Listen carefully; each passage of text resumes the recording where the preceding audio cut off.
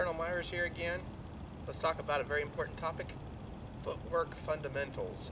If you recall, when we talked about our tiered layers of defenses, or what takes priority, first priority in any kind of defensive method in this system is footwork and evasiveness, and just not being there to be a target when somebody throws a strike. So this is very important. And remember, this is more of a dueling long-range system where footwork becomes paramount. Okay?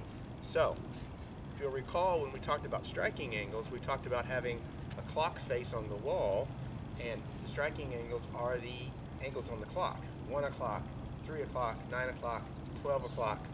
Similarly, we take that clock face and we turn it and we put it flat on the ground under us. Okay? And this again is a concept from Doug Marcaida. So now the clock faces on the ground and I'm standing in the center of the clock. And so 12 o'clock is going to be straight towards my opponent. 1 o'clock's that way, 3 o'clock, 6 o'clock behind me, 9 o'clock, 11 o'clock. And I kind of conceptualize that as I'm moving around.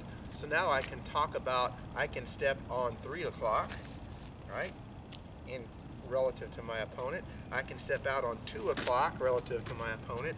I can step out on 10 o'clock relative to my opponent who's right in front of me.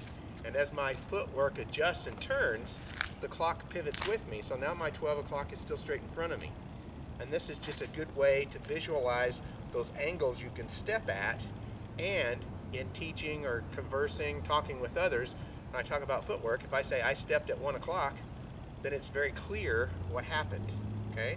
So that's fundamental number one. The fundamental number two is body mechanics, right? Think like a modern boxer, not like a modern fencer. In other words, this footwork has to be very mobile and fast on your feet and evasive and moving at multiple angles, not kind of solidified and locked in one spot where you're just going back and forth. You have to be evasive, which is part of that first tier of defense. So again, think like a boxer, not like a fencer. So you've already seen the basic stance. Now when we start moving around, another concept I like comes from Light Burley's 52 blocks, something he calls kickstand balance. Kickstand balance means I've always got one heel up. I'm never flat-footed. And I'm prepared to transfer my weight from one foot to the other. So rear heel's up, lead heel is up. And it can be a small, subtle thing, but this makes sure that when I'm moving, my weight is always near the ball of my foot. Maybe not directly on the ball of my foot, might be a little bit behind, but I'm always able to shift and turn and move because I've got this kickstand balance. Okay? Also, when you move, you want to stay balanced and that my weight stays centered over a central point. I don't want to be leaning out or leaning over here. That'll come later when we talk more specifically about evasiveness, but for fundamental basic footwork, your body is always upright. Now that doesn't mean I won't change my level. So, in other words, I may be doing something and step out, and it's perfectly legit now to pivot, drop my weight. But notice, when I move and I drop, I haven't leaned over. My body stays over my central axis as I move, okay? So, dropping your weight is important and changing level, but as I do so, I'm not doing this, right? So again, that dynamic balance is very important. So, fundamental footwork patterns. Fundamental footwork is found in almost any martial art that goes by different names. I'm calling the shuffle step. And the shuffle step is simply, I'm faced off here, I push off with the rear leg, I step forward with the lead leg, and I recover. So I step out and let the rear leg shuffle forward. I try to keep the same measure, the same distance between my feet every time I step. So when I step, I recover to the same position. I can push off with my lead leg and step back, and it's the same thing. My other leg shuffles to recover the measure, restore that spacing, that distance. That's very fundamental basic footwork, a shuffle step. I'll just be moving forward or back.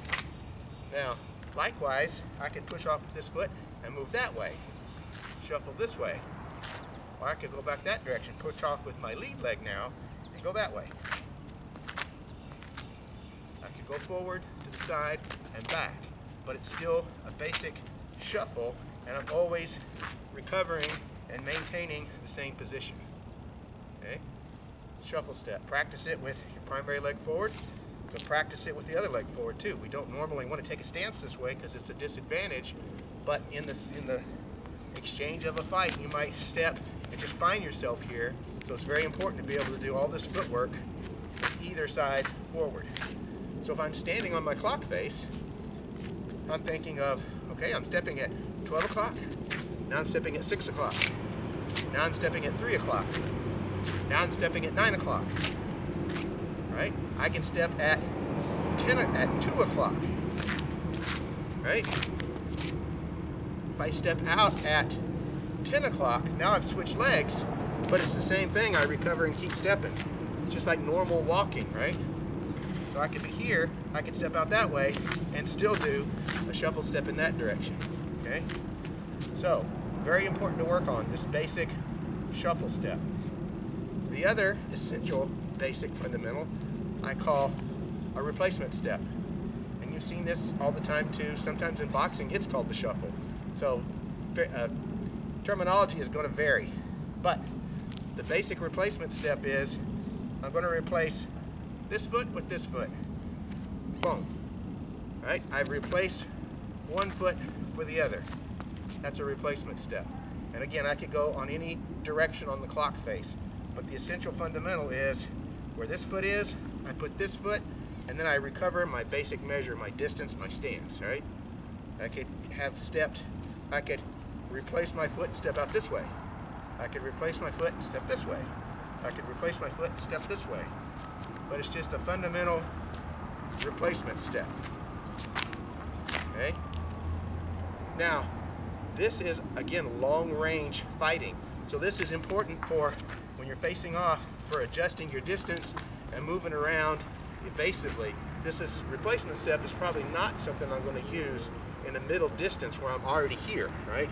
It's really for adjusting your angle and your measure and being able to move around fluidly. I would use this replacement step. Sometimes it can be used, however, to switch your lead, right? If I'm faced off this way, opponent's right in front of me, but I want to take a different angle, I can do a replacement step, and now I've switched which leg is forward without really giving up any distance. All I've done is change the angle of approach that I'm using, right? And that's also a replacement step. So play with this on the clock face, work in various angles, just how this replacement step can work in various kind of situations, various scenarios, different things you want to do. This also, training it this way, there's always going to be times where you lose your balance and recover. What you want to avoid doing is this, because that's a fundamental mistake. So training and knowing this replacement step allows me, anytime I'm losing my balance, I always come to here. My feet never cross completely because I've kind of motor set that idea of replacing this foot with the other foot. So I don't allow myself to do this. Instead, I would do this and recover much easily. Okay? So that's a fundamental. Thank you.